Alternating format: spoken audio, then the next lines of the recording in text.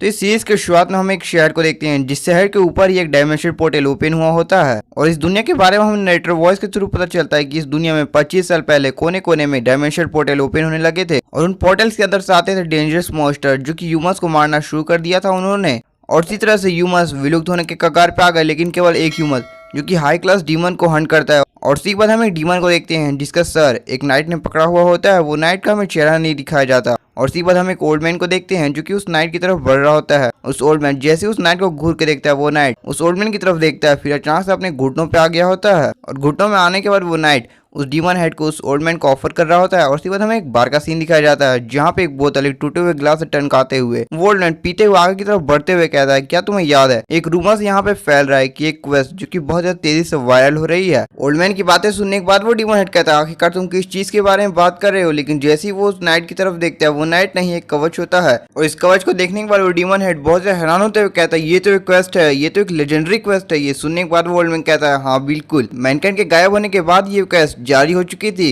क्या तुम्हें इसके बारे में पता है। और उसी के बाद हमें एक जगह का सीन दिखाई देता है जहाँ पे बहुत सारे डीमन हेड्स जो कि चिल्ला रहे होते हैं। और उसी के बाद हम देखते हैं वहाँ पे एक दरवाजा खुलता है जहाँ से दो परछाई आती हुई दिखाई दे रही होती है हमें। और फिर हमें ओल्ड मैन बताता है ये सारे डीमंस हैं जो कि लाखों की तादाद में मैंने मार रखे हैं। और उसी के बाद हमें दिखाया जाता है एक अलमारी का सीन जहाँ पे बहुत सारी लाल आंखें दिख रही होती है। वहीं पे वो ओल्ड मैन आता और फिर वो उस डीमन से कहता है, आखिरकार अब मैं समय में पीछे जा सकता हूँ और जो मैं करना चाहता हूँ वो मैं कर सकता हूँ। ये सुनने वाला वो डीमन कहता है, आखिरकार तुम इससे कर ही क्या लोगे, क्योंकि तुम तो केवल एक ही बचे हो। ये सुनने के बाद वो ओल्ड मैन कहता है, जो भी मुझे ऐसा करने से रोकेगा मैं उसे मार डालूंगा। और वहाँ पर जितने भी डीमन हेड्स होते हैं वो उस ओल्ड मैन को गालियां दे रहे होते हैं। और सीख बार वो ओल्ड मैन कहता है, मैं अपनी बेटी से मिलना चाहता हूँ जो कि पास में मुझे मिलने वाली है। और सीख बार वो उस डीमन हेड में एक चाकू को स्टैब कर देता है। और फिर ओल्ड मैन कहता है, केवल एक रीजन जिसके तो मैं 25 सालों से इन डीमंस के साथ फाइट कर रहा हूँ। लेकिन तभी वो डीमन उस ओल्ड मैन को टोकते हुए कहता है, मेरी बात तुम ध्यान से सुनो, अगर तुमने ये काम किया तो ये वर्ल्ड दो भागों में बढ़ जाएगा केवल एक पोर्टल के खुलने के कारण।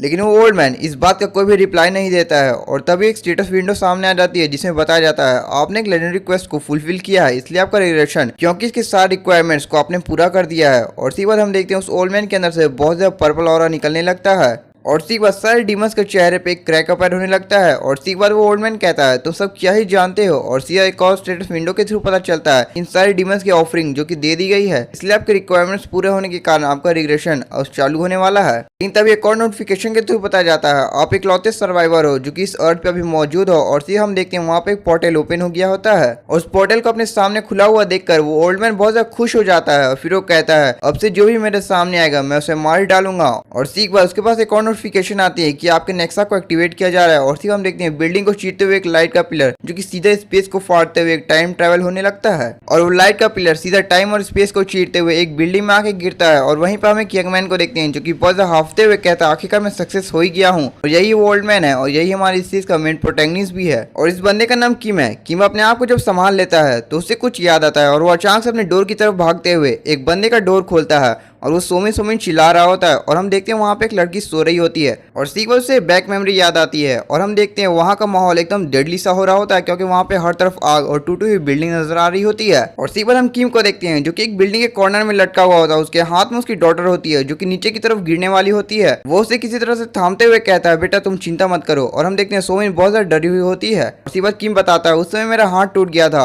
मैं अपने राइट आर्म को बिल्कुल मूव नहीं कर पा रहा था, मैं केवल इतना ही चाहता था कि मेरे बदले मेरी बेटी जिंदा रहे। लेकिन तभी हम देखते हैं लैंड के ऊपर एक बड़ा सा धमाका होता है। सोमिन भी नीचे की तरफ देखती है और अचानक से हम देखते हैं किम बहुत तेज चिल्लाता है। लेकिन तभी नीचे की तरफ से एक बहुत ही बड़ा मॉन्स्टर आता है जिसने सोमिन को अपने मुंह में भर लिया होता है। और इस तरफ किम चिल्लाता ही रह जाता है, केवल सोमिन का हाथ जो कि किम के हाथ में लगा हुआ होता है। और सीवन हम प्रेजेंट का सीन देखते हैं जहाँ पे किम सोमिन का हाथ पकड़ के रो रहा होता है। किम के रोने की आवाज सुनकर सोमिन की आंख धीरे धीरे खुलने लगती है। और सोमिन जब पूरी तरह से अपनी आंखें खोल लेती है, किम तुरंत ही वहां से भाग जाता है। सोमिन उठ के कहती है, डैड। लेकिन हम देखते हैं किम जो कि उसके दरवाजे के बाहर खड़ा हो गया होता है और वो कुछ सोच रहा होता है। वो कहता है, गॉड आपका बहुत बहुत शुक्रिया। और हम देखते हैं ये कहते हुए किम अपने घुटनों पे आ गया होता है और वो रो भी रहा होता है। फिर वो कहता है, मुझे पता है कि आखिरकार वो अपोकलिप्स कब शुरू होने वाला है। और इसी दिन के बाद से दुनिया के कोने कोने में डंजन गेट्स अपेयर होना शुरू हो जाएंगे जिसके अंदर बहुत ज्यादा मॉन्स्टर आके ह्यूमन को हंट करना भी शुरू कर देंगे। और मैंने तो दुनिया का अंत देख रखा है, मैंने तो 25 साल तक हेल्थ जैसी जिंदगी बिताई है। और इस बार मेरा केवल एक ही गोल है कि मैं सोमिन को प्रोटेक्ट करूं।